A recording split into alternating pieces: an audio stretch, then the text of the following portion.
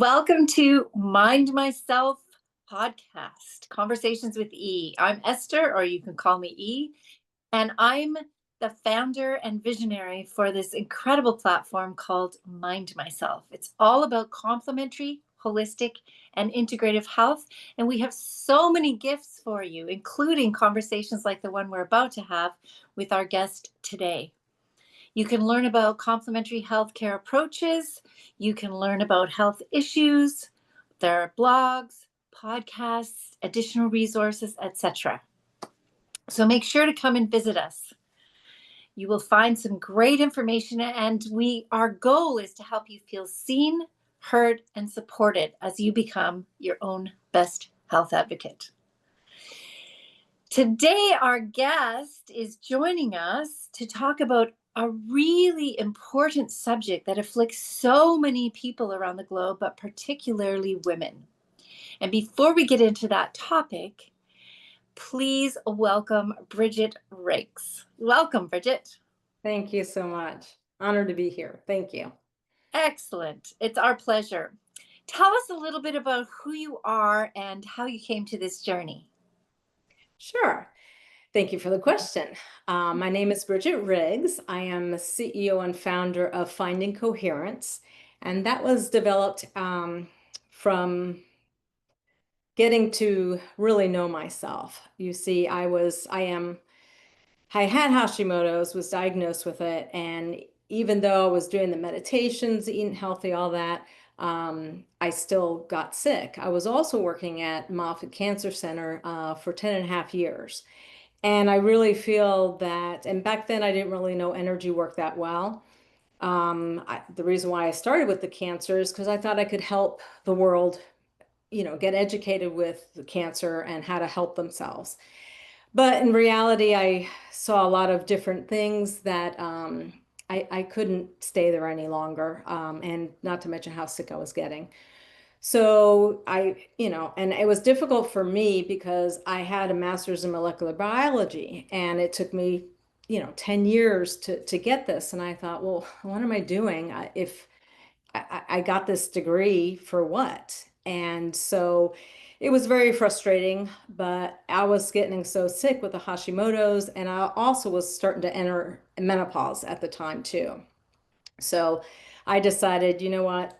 I gotta quit. Something's got to give here. So I researched, 18 months it took me. I used my scientific skills to experiment on myself, studied over 30 different modalities, and it came down to 18 months of becoming a Jinshin Jitsu practitioner that I started going into energy work and started to heal my body. So I thought, my husband wanted me to retire, and I was like, well, maybe this is the way I can help other people or women, help them get their health back. And so I started Finding Coherence, and I became a wellness and energy consultant. And yes, I made it up by myself, but that was encompassing everything, the wellness part as well as the energetic part of the body. So, and I've been getting the word out, and we met, I don't know, maybe 2 years ago, I think it's been. And so I'm happy to be here to share the knowledge and wisdom that I've gained in the last, it's been since 2018. So 7 years. Fabulous. Thank you, Bridget. And I know that your journey's been a long one. And I love that you bring both the science background and the energy. And on top of that, then your own personal journey of healing through that. That is so powerful. So today, in this episode, talking about the thyroid awakening, healing the voice within. Let's jump into it and talk about, just to start, the thyroid epidemic that is happening around the globe right now, especially with women. Yes.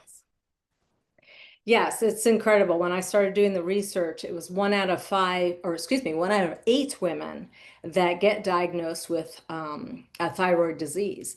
And the thing is, with autoimmune disease, and there's well over 100 now, what the doctor told me is that once you have one autoimmune disease, you're more than likely going to have 3 others. And that was enough for me to start doing my research. So it is an epidemic, and it is another part of it too is that the doctors, I mean, I had to hire and fire several of them because they wouldn't listen to me as a patient. They would say, "Oh, your blood scores are perfect. You're in the normal range." And I would say, "Okay, that's great. However, I don't feel well.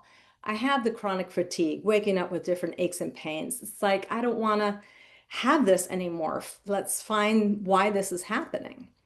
And not one single doctor, whether it was an endocrinologist, ENT, practitioner, or general practitioner, no one had the answers. And the amount of ER visits that I went, oh gosh, over 10, with my belly just blowing up because I ate something. I even asked the ER doctors, "Hey, is this something that I ate that is creating this?" And they said, "No, no, it's not what you're eating." So it didn't make sense to me. Um, and it usually takes, gosh, 10 to 15 years to get a diagnosis of some type of thyroid, because we are very complicated system, and a lot of the doctors only look at one little part of it. Well, your whole being. So they really need to go more to the aspect of Chinese medicine being the system that we are, because we are electrical magnetic beings. So and then I kind of correlated too, because it was my thyroid here in the throat.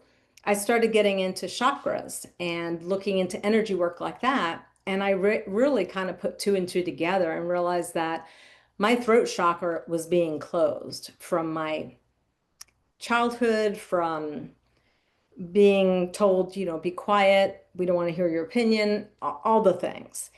And when I realized that and started focusing on my voice, even I could tell like some crackling would happen when I would say things that I really didn't believe. And I would say it anyway.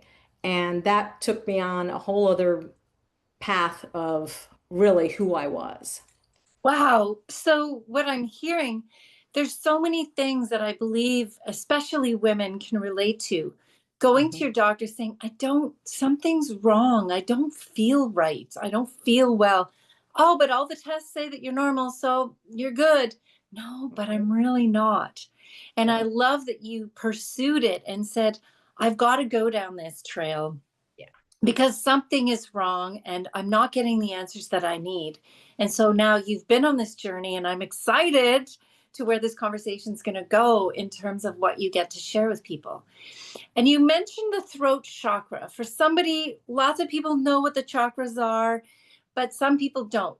And I also love that you talked about system. We are an integrated system, and Yeah. you can't just look at one minuscule thing and assume that that's going to fix it if you deal with a symptom. So let's talk about the chakra system from your perspective. Sure. So when we're created, we have energy wheels, that's what chakra is a wheel. And what I recently learned, maybe 2 years ago, was that the chakras that we have are in front of you, but they also are behind us as well. So the throat chakra, not only forward but backwards as well, except for the crown and the root, they're going up and down, toward earth and up to uh, whatever your belief is, universe, divine goddess, God, whatever the title you want to give that. And what I found is that because we're, electrical beings and energy is in everything, maybe the chakras are stuck, or maybe the chakras are not in full swing. So I went down a different path of kind of figuring that out. And what I learned is the lower chakras, your solar plexus, which is in your stomach area, the sacral, which is just below your belly button, and the root chakra, which is down at your perineum area, as well as your legs. Those are things that they call 3D. We're involved with this. Some people believe that there's different dimensions, and 3D is this here earth that we are here and now. Well, those power those other chakras up. Your heart chakra is not only, energy, but also magnetic.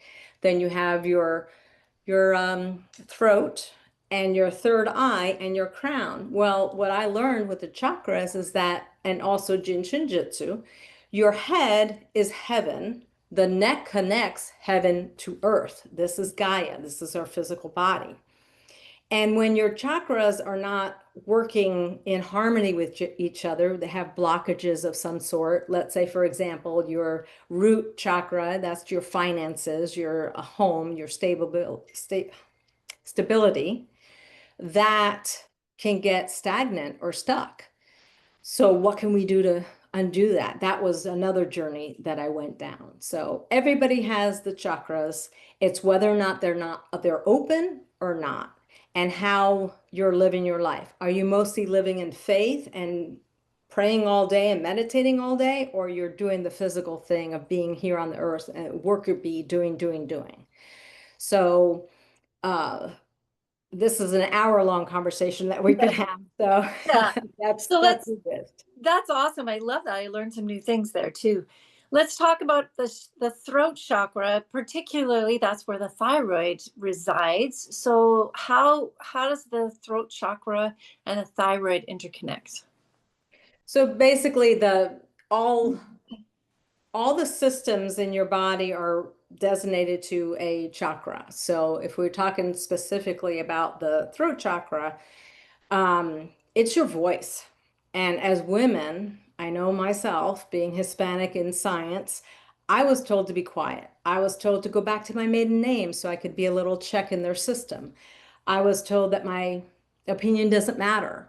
Even when I was younger, as a child, my mom I always thought my name was Bridget Shut Up because my mom used both of them together. And I'm like, why do I have to shut up? It just didn't make sense to me. I was a very boisterous child, loud, always making sounds, always making noise. Well, I realize now those vibrations, those sounds, that's healing the body. When Mm. you speak your authentic truth, that is being in heart-brain coherence when you're speaking what you're feeling in your heart. And when that's off, this is going to get in dis-ease or diseased. So many of us are carrying generational trauma. And that generational trauma gets stuck in our fascia, in our body, in our energetic body as well, which is out here. And if you're aware of this, you can really change things up because you can clear out that energy. But how many people don't speak their truth? And when I started being my authentic self and speaking my truth, that's when everything started to change. And the voice is a frequency that can heal. Singers, that's what they're doing. They're actually healing society, or healing when you hear different songs or different words. Words have frequency. And Dr. Emoto's studies clearly show how you can say, I love you, and have a beautiful snowflake when you freeze the water, or I hate you, where it's all smeared and just really ugly. So I came to the conclusion of, well, if we're mostly water, and I'm speaking not only out loud, but thoughts, same reaction. Am I harming my body? Am I keeping myself sick? And that was another big epiphany that I had, because that was true. So this is so fascinating. What we think, what we feel, what we speak, that all contributes Yeah. to all of the systems, but we're speaking today about thyroid. So we're also energy beings. You've mentioned that a few times. Mhm. And how did you get diagnosed with Hashimoto's when nobody would listen to you? And how did that relate to the energy going on, the energy system? Well, as soon as I told them I wasn't feeling well, and with my age and the symptoms, which were depression, chronic fatigue, even though I slept 15 hours, I still felt exhausted. Like my whole body was depleted, like depleted very badly. I didn't know it at the time. So, and again, speaking my truth and then having a doctor, white coat syndrome, tell me about what's going on with me, it made me crazy in the head thinking, oh my gosh, this is messed up. What's happening here? And so that's when I started realizing, we got to do something different here. The doctors, they do their best, but they want to prescribe you a pill. Well, that pill that they prescribed me had side effects I didn't like. And it never fixed the root cause or the issues I was having. So yeah, it was quite the journey and very frustrating. That's why I want to share my journey because there's so many women out there suffering from the same things, same issues that I basically went through. So, how did it come to you got the diagnosis of Hashimoto's? How did that eventually unfold? Well, I started looking into Hashimoto's and everything that was involved with it. And one of the things was the thyroid molecule is very close to a gluten molecule. So that made sense why I was bloating up and, having all these issues. Um, oh gosh, I lost my thought. Um, So you did a bunch of your own research, is what I'm hearing, and you did. So you came to it, and then how did it get confirmed then with a doctor or somebody?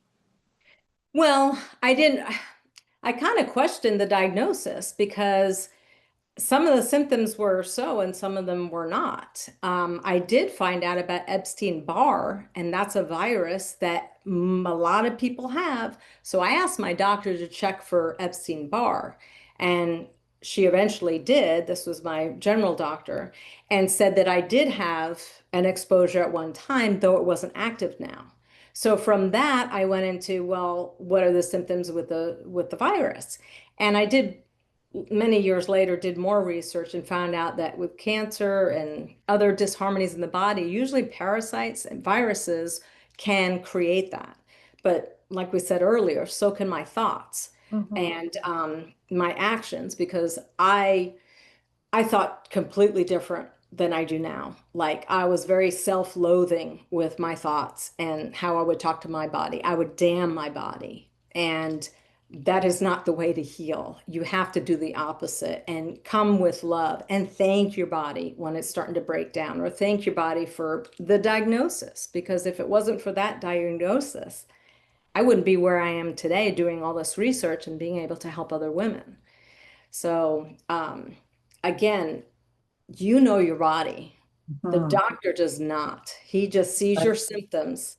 And I want to empower women to go within and kind of ask the right questions and see what happens. Do the research. Now with Chat GPT, it's so easy to kind of put in there how do I feel and what does Mhm. Chat think? So, what did you do? You got the diagnosis. You spent a lot of time researching before, then you got the diagnosis. Tell us some of the steps that you actually went through. We've talked about the mental, we've talked about the emotional, we've talked about the diagnosis. Now, let's talk about some of the steps that you took that you maybe some that you don't recommend, and maybe some that you do recommend Right. for other people listening to this today. Well, everybody's different. And that's why it took me over 30 different modalities to go through to kind of see what worked for me. So that's the biggest thing I want to say. Try anything and everything because everybody's different. We're like, our DNA is like snowflakes, each one's different and we're very unique, not only from our physical body, but our experiences too. The generational trauma that's in our bodies, both 7 years forward and 7 years going back. So there's a lot to unpack in there. So I just started, and this was going on year 10 with the diagnosis of Hashimoto's. So I tried all the medications, the healthier ones and then the non-healthy ones, and nothing worked. So that's why I had to step back away from the medical system, not to mention I was with the Cancer Center for 10 and a half years. It's like I want to support that science, but let's do it in a different way. So I would really kind of see what works for you, kind of research it on your own. There's lots of energy work you can do. There's also therapy that you can go to. But what I found was that, other people out there have talked little bits of here and there, but it was really going within and kind of figuring out. Now, the Jin Shin Jitsu came about from after a car accident. I was getting rolfing done, and my rolfer suggested the Jin Shin Jitsu. I didn't know what it was. I didn't really, I mean, I was a massage therapist. Why don't I know this? I was for almost 20 years a massage therapist. And again, divine timing. I think it just came at the right time. So that got me into energy work. But I also like the philosophy of Jinshin Jitsu because it talks about how the unmanifested, which is out here, your mental and emotional bodies, becomes the manifested. It also teaches you your greatest gift is to know yourself.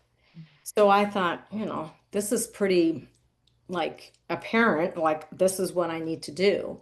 And even though I had the studies for 18 months and became a practitioner and all, I still didn't practice every day, like the Right. self-care. And And that, just to give the listeners, we're going to have there is another podcast on Jin Shin Jitsu, and you'll get to know a little bit more because I know Bridget says that so easily, but there's a lot to explore in that too. So carry on with, yeah, what did, so you studied that, you did massage, you did rolfing. What else did you do? Now I realize that everyone's different, but what did you do? well, I did stuff like tapping. I did things like even reflexology on the feet, went to my different organs to stimulate them. But I think the biggest thing was I stopped talking so nasty to myself. And again, that mental field is out here. And like Mary said, the unmanifested becomes the manifested. And it kind of made me realize a quote that said, if you want to see change, see the change in yourself first, because as above, so below. Mary taught about that too. So it was kind of like a no-brainer, and why Jin Shin kept on coming back into my life because the practitioner or the teachers, they were they were in their 70s and 80s. They looked like they were 50 and they had the energy of a 20-year-old. So I'm like, I want to do what they're doing. I want Even that. though, yeah, even though I did the 18 months and all, and I was studying, I didn't start doing the self-care till after that. Hmm. So, again, why? Why is that? I don't Hmm. know. It is what it is. So, but it was really that kind of stuck with me because then I started feeling better. And as I felt better, I got more energy. And as got more energy, then I was able to research more. I mean, grounding, huge, huge thing to do, going outside barefoot, either grass, sand, dirt, water, getting your energetic body touching Mother Earth on bare feet actually has a energetic shift in you. And what Mary would teach with the Jin Shin is that we get accumulations, and all accumulations is congested energy that hasn't been processed, just like acupuncture, right? So you have the needle go inside you. It's just moving that energy. So, and I started really researching the whole energy aspects of the body and the mental and the emotional. So I also saw Dr. Hawkins' map of consciousness, which I think that was when I was 50. And I realized that I was mostly living in the shame, guilt, like that was normal for me. And when I thought, well, if that's my emotional body, if I'm containing that always, then no, let's change that. And a lot that helped is if I was doing something, a habit, I would ask, does this serve me? And I would always, contemplate a little bit and get an answer like yes or no. So then I knew I was down a better path of healing. But it wasn't like overnight and it shifted. It's healing, and I would speak that it was 3 steps forward, 5 steps back. Because what would happen, I would feel so fantastic that I would do A, B, C, and D, and then drain myself again. And so it was very frustrating for me. I'm like, but it's supposed to work. It's a constant effort because we are electrical beings. So that made me realize, okay, this is going to be a daily practice of self-care. It's not selfish to have that time for yourself. And I'm not talking about going get your nails done or your hair done. I'm talking meditation. I'm talking the grounding. I'm talking about all the things that I do. It makes a difference. And what works for me might not work for you. You just have to experiment. Right. And what I'm also hearing you say is no matter who you are, David Hawkins' levels of consciousness, if you haven't seen it, go look at it. There's above the line and below the line consciousness. And the more we live in the above the line consciousness, it's going to affect and impact everything about us. And I hear you say self-care is absolutely key, and that we are a system, and it's going to be different for each person depending on where you are, and also that it's an ongoing journey and practice. This is not a quick fix or a pill. That's the Western medicine model, and it has its place. Right. And we're also not saying to stop your medication. You have to do that over time and with medical intervention. And hopefully you have a medical practitioner or practitioners who can help you with that and are open to integration. That would be really key. And I do have a question for you. In the winter, in northern climates, when we can't ground, because this is starting to become a reality for me now in the mornings, it's just too cold. Do you have some other suggestions? I say do it anyway. I've been at 20 degrees outside in North Dakota, where I was visiting my kids or my grandkids. If it goes anything lower than that, I would not recommend it. No, But we're freezing. We're in freezing temperatures here. Yeah. Don't go outside. Freezing's, fine. It's not going to kill you. I mean, even my grandbabies were out there in the snow, jumping around barefoot. At least I didn't go on the snow. I went on concrete. Now, concrete is a grounding mechanism. Anything that has like a sealant on it, like paver stones or the asphalt in it, you can't ground with that physically. So, what about wood?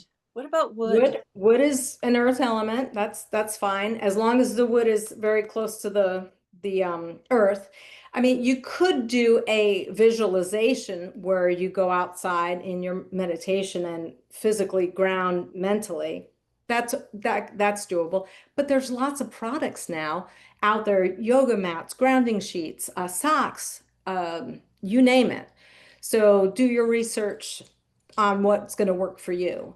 But it really not only going outside to ground, but moving when you're outside. Like we're so stagnant in our body, and that's how we can also get the energy moving in our body is by movement. So it's possible. You just got to adapt. Deep breaths, being grounded on something, if not the earth, when it's too cold, and hydrating. You haven't mentioned that, but I know that that's absolutely key, and moving your bodies. Move, move, move. I'm half Italian, so I do a lot of movement with my hands, but I think we need to move our whole bodies here. Right. So, Bridget, as we wrap up, what's something you'd like to leave our listeners with today? Great question.